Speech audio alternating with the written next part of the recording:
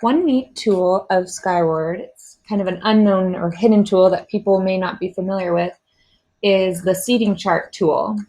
And so Skyward can not only be used for grading, but it can also be used to form groups and to create seating charts. So how you would do that is you would first log into your Skyward, and it brings you to this homepage. And then this tab here is what you'll start with, is the Teacher Access tab, and then My Gradebook.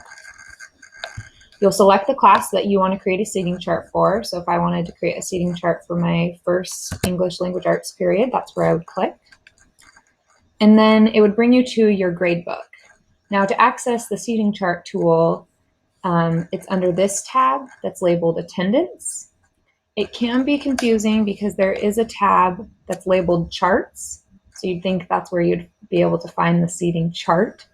But that's not where you'd want to go. You want to make sure that you're under the Attendance tab. And so here you could actually, once you've created your seating chart, you could take attendance in that way. But for the purpose of this video, I'll be showing you how you can create or assign seats for a seating chart. So you would click here, and it brings you to this page. I like to start by first clicking where it says Clear Seating Chart to start with a clean slate. You can click OK. And then there's a couple ways that you can create your seating chart. If you want to individually place students exactly where you want them, what you would do is you would first decide for your classroom how you'd want it to be set up, the number of rows and the number of seats per row. So you can see here right now it has 5 rows with 6 seats per row. If I only have 25 students, maybe I have a 5x5 set up. So I would enter that information and then click refresh.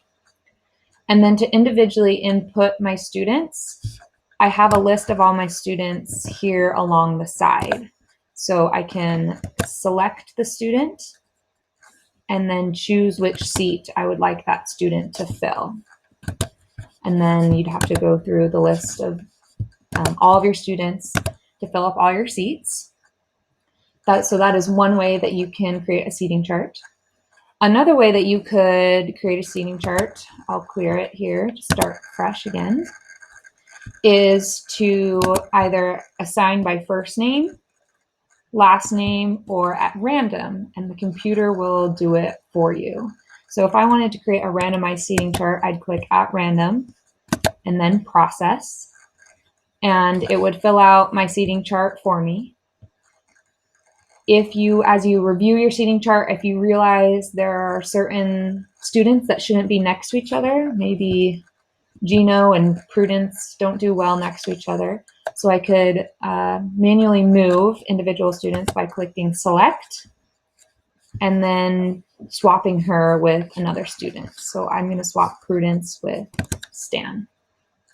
So you could start with a random seating chart, but then change a few things to make it exactly how you want it. If you want the pictures of your students to accompany your seating chart, you can click Show Pictures. In my case, there are no pictures shown, but your Skyward account should have pictures of each student.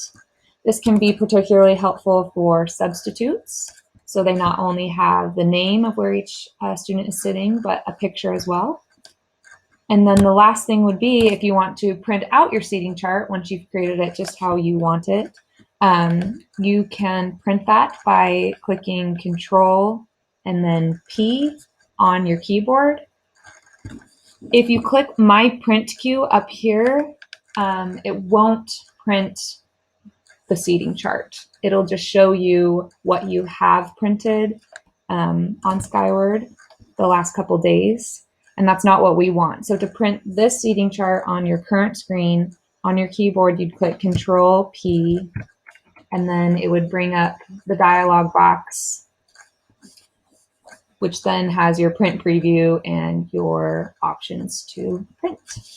And that's it.